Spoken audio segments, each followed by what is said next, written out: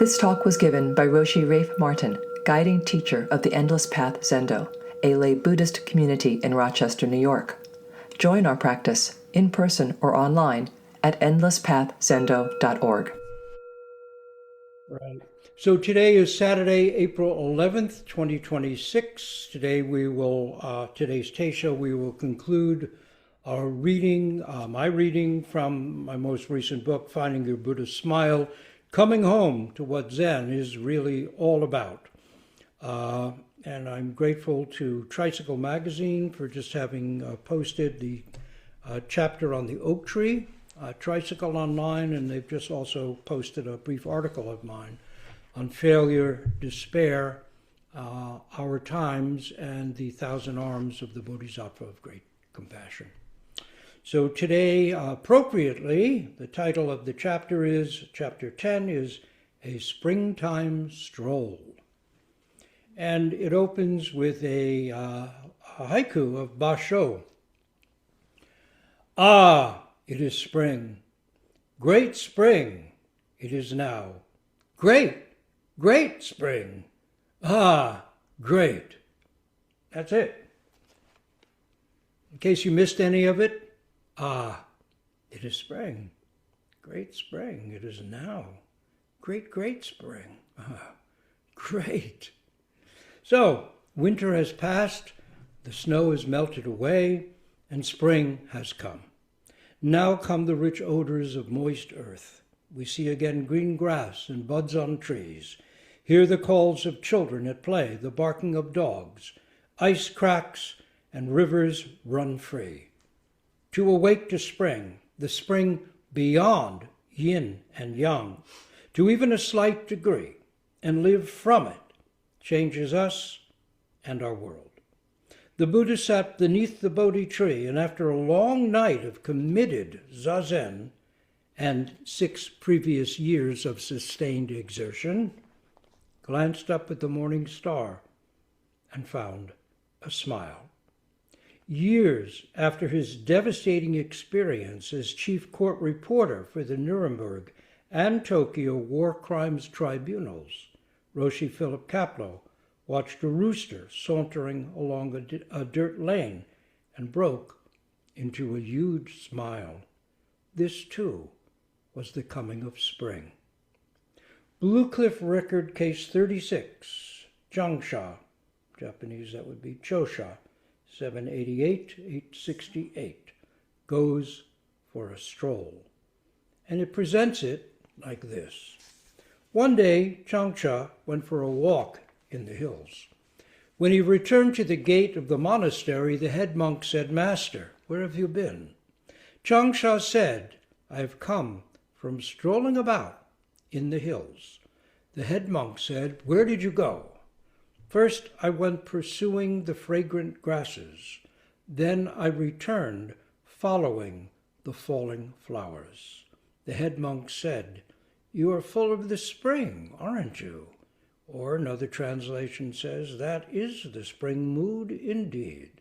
Changsha said, "It is even better than the autumn dew falling on the lotus flowers." Hsueh-tou comments, "I'm grateful for that answer." Another translation would be, "Thanks for that answer." Some background. When the noted teacher Yangshan, would be Kyozan in Japanese, it dates 840 to 916, was a young monk, he went for an evening stroll with Changsha, his elder. Young Yangshan took the initiative and pointing to the moon, I guess it was a clear night and the moon was quite round and visible, said, "Everyone has it, but few know how to use it." Everyone has it, but few know how to use it. Yangshan still, I see, everyone had it. Changsha answered in reply to that, "How will you use it?" Yangshan, still young and green, answered, "Why don't you show me?" While Yangshan had dithered, Changsha didn't hesitate. he knocked Yangshan to the ground and trampled him. Yangshan got back up, dusted himself off, and exclaimed, "What a tiger you are!" After that, Changsha was known as the Great Tiger. In this, Changsha is reminiscent of Deshan, who, you'll remember, also started out like a house on fire. Changsha is well known for the important verse which appears in case 46 of Gateless Barrier. Xishuang stepped from the top of the pole. You who sit on the top of 100-foot pole, although you have entered the way, it is not yet genuine. Take a step from the top of the pole, and worlds of the 10 directions are your total body. Take a step from the top of the pole, and the worlds of the 10 directions are your total body. You can waste away to nothing up there at the top of the pole, your journey only halfway complete. Lingering up at the top of the pole is not the point. Remember, when Manjushri, Bodhisattva of wisdom, announced the Dharma King's Dharma back in chapter 2, the Buddha, hearing this announcement, descended from the teaching platform and got going. Back in chapter 3, after having burned his notes on the Diamond Sutra, Deshan carried his monk's traveling bundle to Guishan's monastery. When he stormed out of there, Guishan commented, "Hereafter, that fellow will go to the summit of an isolated peak, establish a hermitage, and scold the Buddhas and abuse the patriarchs. Was there sand in that rice? Thorns in that mud?" Quite the praise, but what did he mean? In short, was there an edge to those words? In this koan, we meet the mature Changsha, no longer trampling on others, but out for a stroll. He walks in the hills, through meadows and glades, groves and foothills, up steep inclines, down precipitous descents, sauntering along gentle slopes, facing rigorous climbs. When he returns, the head monk asks, "Where have you been?" "Strolling in the hills." "In the hills," says Changsha. Simple enough, if this were just a chat between friends. But the head monk drills down with a pointed follow-up, making it clear that this is an encounter dialogue. "Where did you go?" Changsha now responds in beautiful detail. "First, I went following the scented grasses. Then I returned following the falling flowers." First, I went following the scented grasses. Then I returned following the falling flowers. This is poignantly familiar. Isn't it how we too set out in our endeavors and then in time settled back in? First I went following the scented grasses. Then I returned following the falling flowers. Think of things in your life that you've been drawn to do. Wasn't it like that? When the Japanese executive, but there is more. There is more. When the Japanese executive Yamada Koan, later Yamada Roshi, experienced deep enlightenment, he wrote to his teacher, Nakagawa Soen Roshi, "Surely the world has changed with awakening, but in what way? The ancients said the enlightened mind is comparable to a fish swimming. That's exactly how it is. There's no stagnation. I feel no hindrance. Everything flows smoothly, freely. Everything goes naturally." That's in the 3 Pillars of Zen, his enlightenment account. You can read about it. Yaiko Iwasaki, the young woman whose deep enlightenment is also presented in the 3 Pillars of Zen, very deep enlightenment. She was just a young woman, often ill, lying at home. She wrote to her teacher, Aitken Roshi, "I am in the center of the great way, where everything is natural, without strain, neither hurried nor halting. I'm in the center of the great way, where everything is natural, without strain, neither hurried nor halting." The head monk responds to Changsha's words with, "You are full of the spring, aren't you?" Or, "That is the spring mood, indeed." Is he appreciative or challenging? Is he saying, "Wonderful, such naturalness captures the essence of springtime itself"? Or is he saying, "Hey, teacher, where's the zen in that?" Are they talking about an actual season or something else? When the Japanese Zen master Ikkyu Sojun, 1394 to 1481, wrote, "When I tried to remember, I always forgot. But once I forgot, I never forget." He was presenting a brilliantly concise summation of the essence of Zen. We keep working at it, trying to hold or regain some ideal best moment, trying to get a chaotic present to align with or return to a once glimpsed and now remembered perfection when all was clear, effortless, good.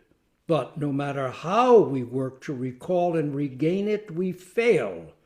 It fades, and we lose it time and time again, unable to hold to it. But, says Ikkyu, once we truly forget ourselves, forget the very one who's trying so hard to remember, everything we've been seeking, the wisdom, compassion, peace, completion, is already right here, as it's always truly been.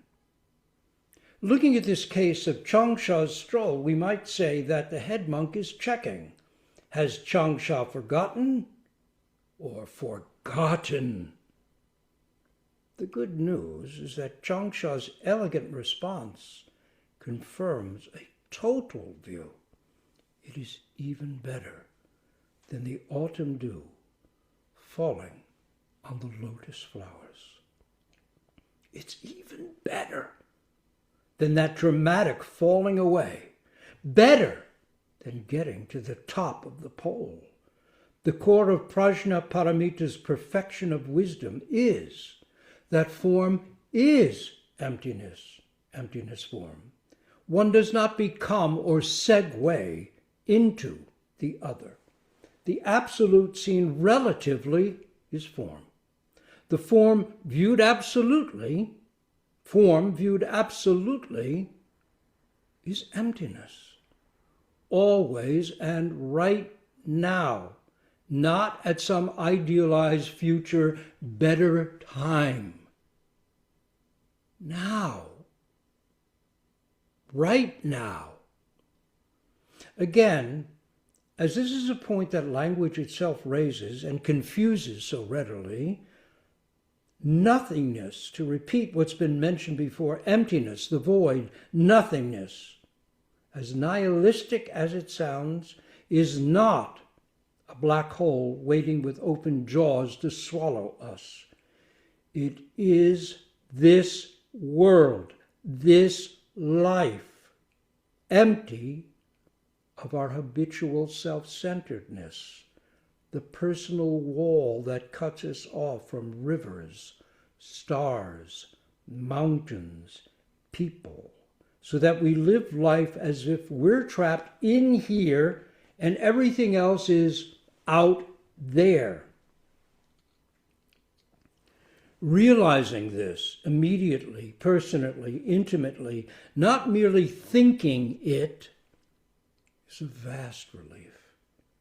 Self-centeredness fallen away. The world of the 10,000 distinct and unique things, stars, bugs, cats, trees, people steps in and is us. We come alive. The world comes alive. What a blessing. This springtime, it is even better than the autumn dew falling on the lotus flowers. William Blake, some 200 years ago, surrounded by the dark satanic mills, which is what he called them, of industrializing London. This was the time of the really emergence of the Industrial Revolution, where factories were turning out black smoke and the countryside was being transformed. Wrote in his really wonderful brief text, The Marriage of Heaven and Hell, words that we all have heard, but have we really taken them to heart?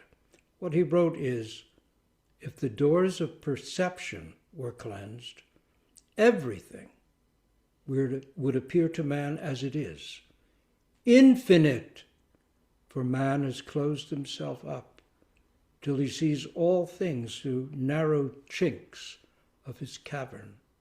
For man has closed himself up till he sees all things through narrow chinks of his cavern. An introductory koan says, get out of a locked dungeon. For man has closed himself up till he sees all things through narrow chinks of his cavern. Zen says, get out of a locked dungeon. Changsha strolls out into the infinite vastness of springtime, strolls into the hills, then wends his way back, at ease going, at ease returning. Yamada Roshi, in unpublished talks on the Blue Cliff Record, says that Changsha's perspective is so profound, so mature, it's almost impossible to get a handle on it until we ourselves are fairly far along in our practice. Until then, we're still pretty much focused on simply climbing the pole, trying to get to the top. And yet, to even know of Changsha's perspective refines our view. Changsha shows us what it is to be natural, fully at home. It's even better, he assures us, than that initially wonderful moment when all falls away and the landscape stands nakedly revealed. In his own comment on Changsha's saying, it's even better than the autumn dew falling on the lotus flowers, Hsueh-tou straightforwardly says, I'm grateful for that answer. Such an open, honest, heartfelt response from him is rare. Hsueh-tou is kindly removing his Zen teacher mask and telling us directly, one human being to another, how it is. He's adding his voice to Changsha, saying that this world of differences, of comings and goings, of challenges, of gains and losses, grasses and flowers, of friendships, marriages, family, children, work, vows, commitments, joys and sorrows, sickness and health, ups and downs, is it. This is it. Blake's wonderful line, eternity is in love with the productions of time, comes again to mind. Eternity is in love with the productions of time. I think Changsha and Hsueh-tou would approve and agree. The good news is that being sincere practitioners of Zen doesn't require us to turn our backs on our lives, to isolate ourselves on some lofty peak, or sit forever facing a wall, as if our life were something to escape which is not to say that periods of retreat from our daily routine might not be deeply beneficial, as they are, as Zen tradition holds. So we have Zazenkai, we have Sesshin, we have regular sittings. We set other things aside and can join in to the practice of this breath, this moment, this koan, this question, this sound. Let everything go.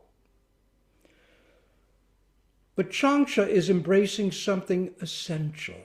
Our lives are the foundation of our maturing.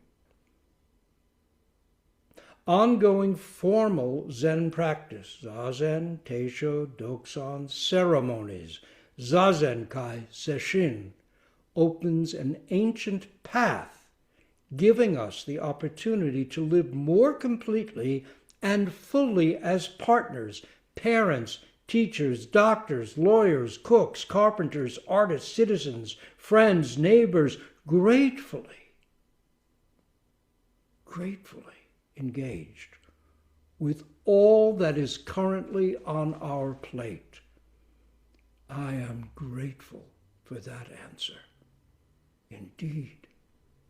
Indeed. At the conclusion of The Lord of the Rings, Samwise Gamgee returns home from the Grey Havens, having said his final goodbyes to Frodo and Gandalf. Of this poignant return, Tolkien writes, "And he went on, and there was a yellow light, and a fire within, and the evening meal was ready, and he was expected. And Rose drew him in, and set him in his chair, and put little Eleanor upon his lap. He drew a breath. 'Well, I'm back,' he said. 'I'm back. I'm home.' These are the great saga's final words, the complete resolution of that grandest of adventures. I'm back. I'm home. How satisfying to be home, at ease, strolling into this irreplaceable moment just as it is, taking the ups and downs, hills and valleys as they come. The head monk upholds half a picture, giving Changsha room to complete the story. Like skillful musicians playing off one another, together they create a music beyond the reach of one alone. Working together for our benefit, they point out the great way. Aitken Roshi says that Changsha's Stroll is one of our most important koans, second only to Mu itself. We might say it is the balance or completion of Mu. Even as the activity of Kannon, Bodhisattva of compassion, fulfills the insight of Manjushri, Bodhisattva of wisdom. Aitken Roshi adds that in Japan the words, "He lived his life following the grasses and flowers, thus he came and went." He lived his life following the grasses and flowers, thus he came and went, are included in a monk's memorial service. Changsha's words are confirmation of a life well lived. Zen Master Hakuin wrote a verse honoring a deceased disciple, which echoes Changsha. It goes like this: "Raindrops pattering over fallen leaves, although sobering to the soul, can't compare to the intimacy of glorious sunset clouds over yellowing fields of grain." Raindrops pattering over fallen leaves, although sobering to the soul, can't compare to the intimacy of glorious sunset clouds over yellowing fields of grain. I went out following the scented grasses and returned following the falling flowers.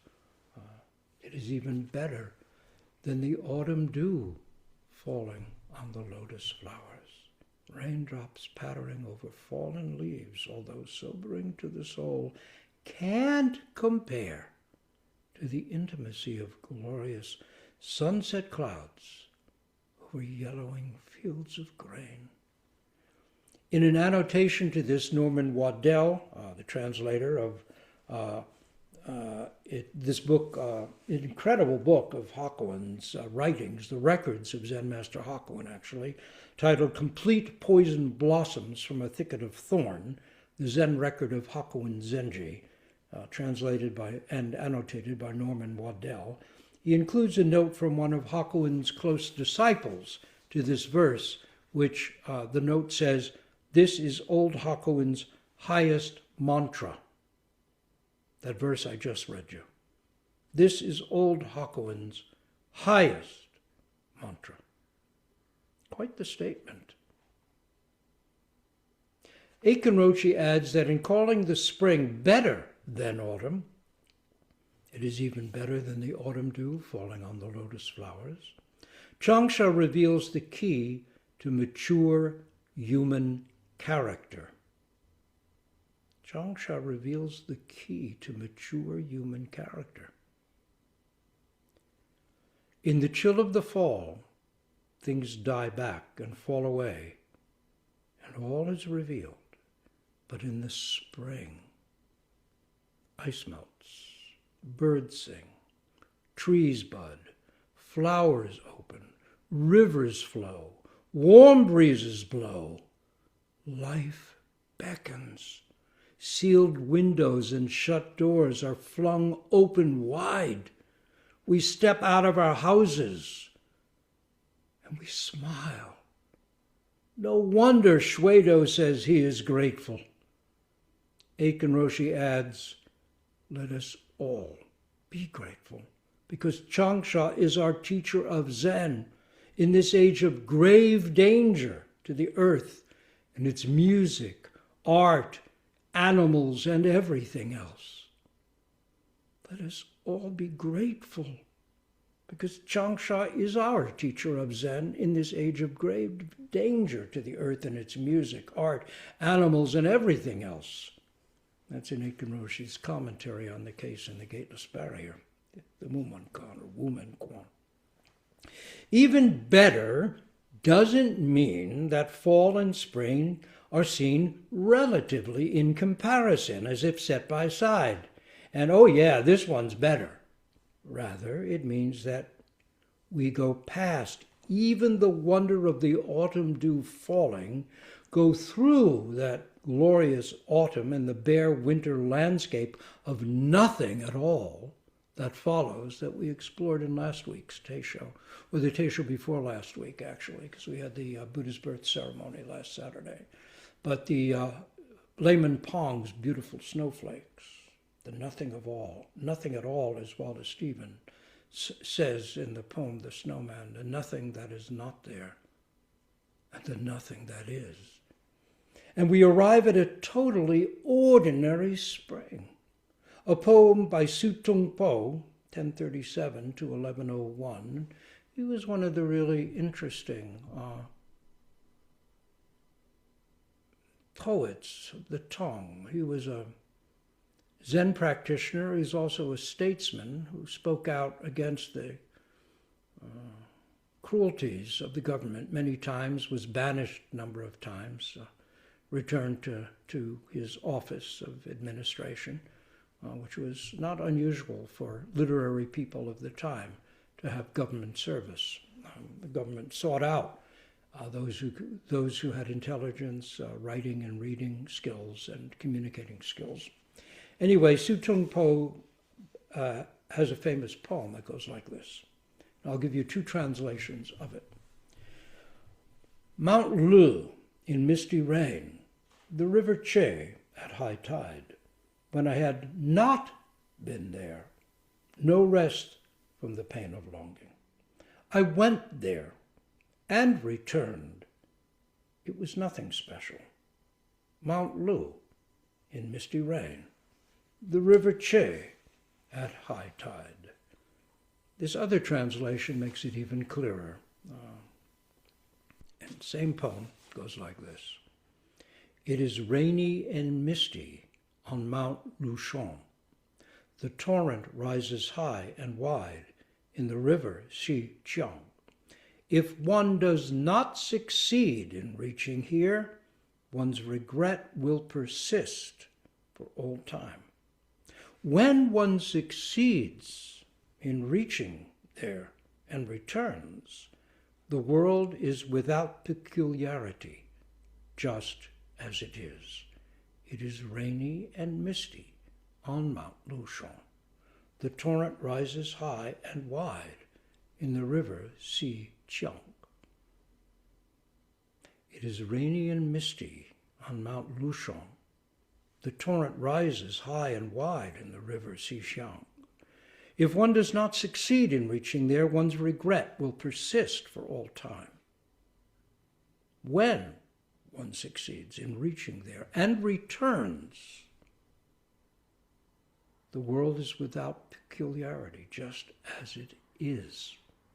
It is rainy and misty on Mount Luchon. The torrent rises high and wide in the river Hsueh-tou. That's from The Ox and His Herdsman, a Chinese Zen text, commentaries and pointers by Master D.R. Otsu. M.H. Trevor was the translator. It's a great little book on the ox herding pictures. Anyway, nothing special is exactly without peculiarity, just as it is. The sky is wonderfully blue. The grass wonderfully green. The rain perfectly rain. The mist perfectly mist. Zen practice itself, in case 50 of the Blue Cliff Record, says that a monk once asked Yunmen, Japanese would be umon, what is the dust particle, samadhi? That is, what is the ultimate, profoundly selfless awareness, so vast and complete it encompasses each particle of dust? Yunmen replied, rice in the bowl, water in the bucket, just as it is. I added, just as it is. He just said, rice in the bowl, water in the bucket. How completely ordinary, and yet that's it, isn't it? We're back. We're home. We've gone and returned.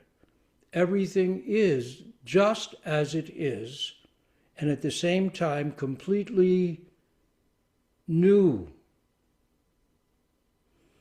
With this realization, the journey of this little book is done. It's spring. Our doors and windows are open.